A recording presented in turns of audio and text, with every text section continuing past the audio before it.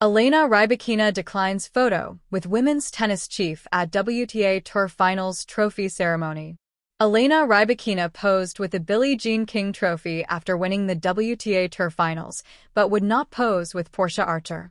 Matthew Stockman / Getty ImagesNew. WTA Tour Finals champion Elena Rybakina declined a photo with WTA Tour Chief Executive Portia Archer during Saturday's trophy ceremony in Riyadh, Saudi Arabia, in the wake of the tour's investigation into her coach, Stefano Vukov.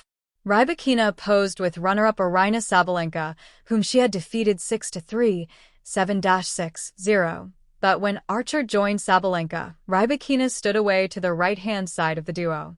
A male official gestured toward Rybakina to join the two women for a picture, but she raised a hand and remained alone. Rybakina refused to take a pic next to the WTA CEO.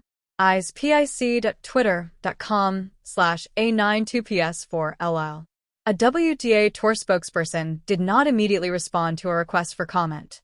Rybakina initially declined to comment when asked about the snub in her news conference, but when asked again, and asked whether or not she had had discussions with the tour about the investigation, she said, "Well, I think we're all doing our job, and we had the opportunity to have conversations, but in the end, they never happened, so we're all doing our job, and I think we're going to keep it this way." The WTA provisionally suspended Vukov from coaching and obtaining credentials for WTA events last fall, before barring him for 1 year following the conclusion of a code of conduct investigation.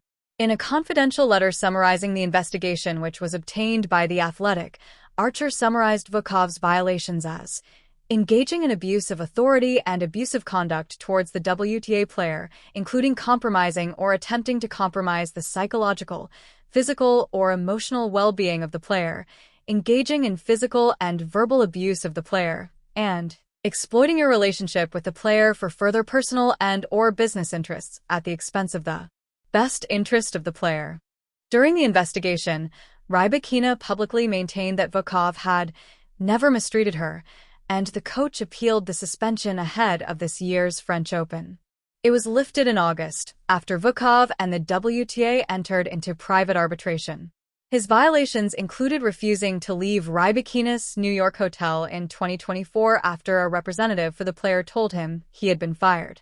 Vukov flooded Rybakina's phone with text messages and more than 100 calls, according to sources with personal and professional relationships with Rybakina who were present at the hotel, as he sought another chance to convince Rybakina that her tennis career could not thrive without him.